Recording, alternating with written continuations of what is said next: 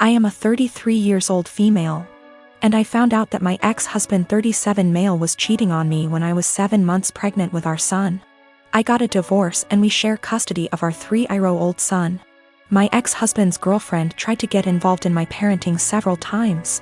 She even commented on my son's name, implying that we should agree on a name we all want, not just what I wanted, and tried to dictate what he should and shouldn't have. As a result, she started throwing stuff of his that I paid for myself. Honestly, it's frustrating because I'm barely getting by with the money I have and cannot afford to buy replacement for all the stuff she throws but my ex-husband says it's her house and she gets to decide what can and can't enter.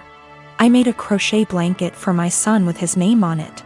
This blanket is special to me, and the tools I used to be able to make it cost me money. Not to mention the time and effort it took to get it down. I sent my son to stay with his dad days ago, and he wanted to take the blanket with him to sleep with it.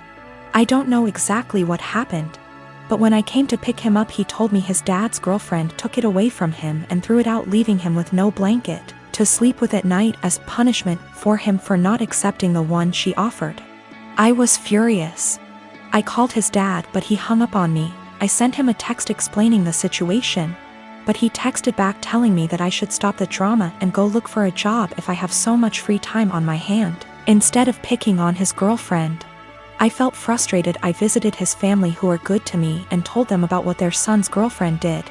Now it's worth mentioning that she's been working hard for their approval and to get on their good side. They were shocked to know about what she did. They all flipped out on her and started calling her out.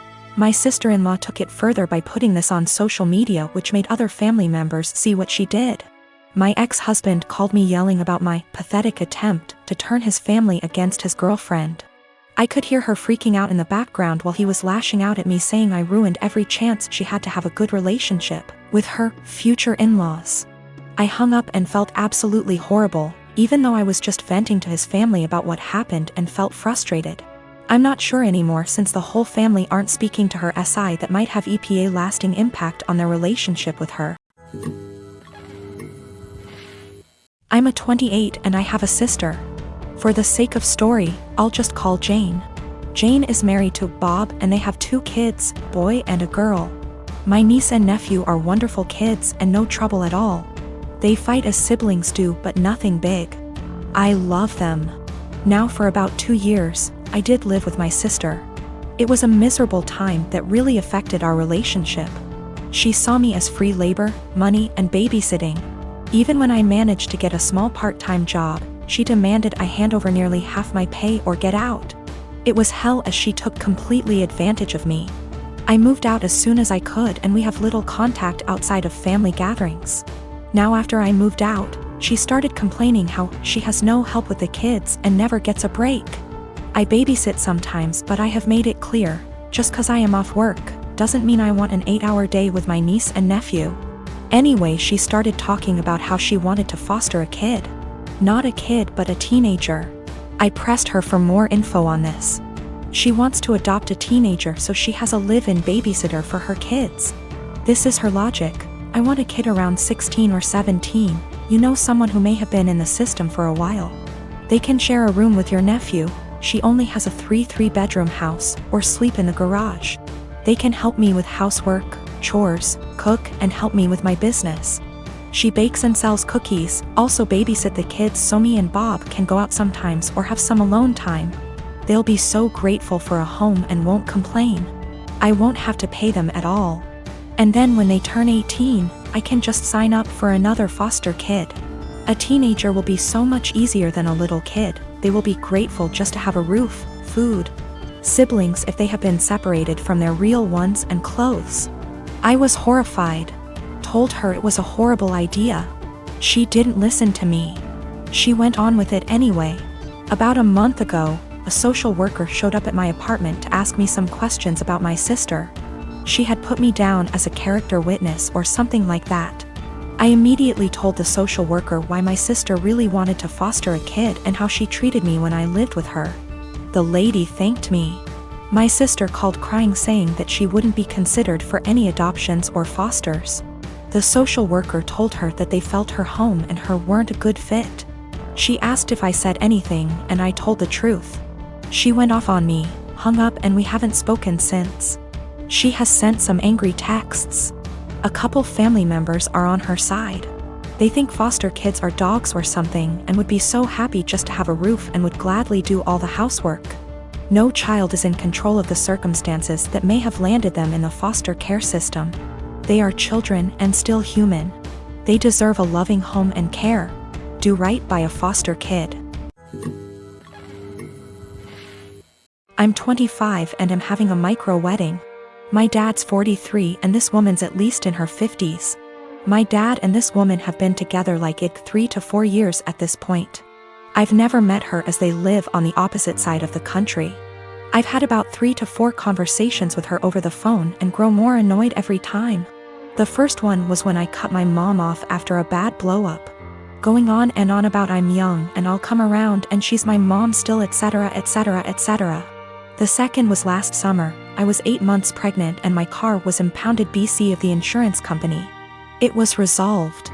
I called to let my dad know, not her, and she kept going in circles repeating that we need to get it cause it accrues fees. I had a minor snap then. I don't appreciate being talked to like I'm stupid and 15. I was telling him that BC of the insurance company our truck got towed and was in impound, and they were in the process of getting it out. She chimes in, he had me on speaker, and repeatedly said in a tizzy, get that car out. You need it, it's accrues fees, the longer it's there the more it is. Literally repeated the same sentences for 10 minutes refusing to listen, when I told her it was being handled until I snapped and told her to stop it because it was being handled and I knew perfectly well what impound is and does and to stop talking to me like I'm 16 years old. Again, I was 8 months pregnant and was giving an update, not asking advice. I sent my dad an invite specifically addressed to only him and his RSVP was pre-filled for only him. I've seen him all of 2 times in the last 10 years and the only time he made an effort of contact was when I was pregnant. Well, now I'm getting married, in a week at this point. He never sent his RSVP card, so I texted him asking about him and his parents and he said they're all coming.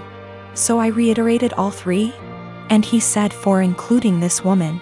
I said his invite was addressed to him and pre-filled for 1. I haven't had a text since. Not only is it my wedding, but my FH and I are announcing our 2nd pregnancy as well and I don't want someone who lacks boundaries there. Or someone, not from my IL family, that I haven't met / don't know. Yes, I did try talking to him this spring in person about her behavior. I told him I don't appreciate it when she talks to me like some stupid teenager who doesn't know what anything means. I don't call for advice, I call to give updates. I didn't need or appreciate the consistent repeating of information I had made clear I already knew. He told me she's just motherly and I told him that's great for her. But I'm not her child, I'm not her friend, and I don't need another mother. I have 3 and didn't need another one. I'll be sending a message tomorrow asking if he's coming or not and if he won't go without her that's fine. Just don't come at all and I'll send a Zoom link that ends promptly after the ceremony. It's my wedding and I just don't want her there. If he doesn't want to go without her that's fine, I'll send a link to the stream for those who couldn't be there. When my sister, Annie, was 18 and I was 21, she got pregnant and had a daughter, Sophie.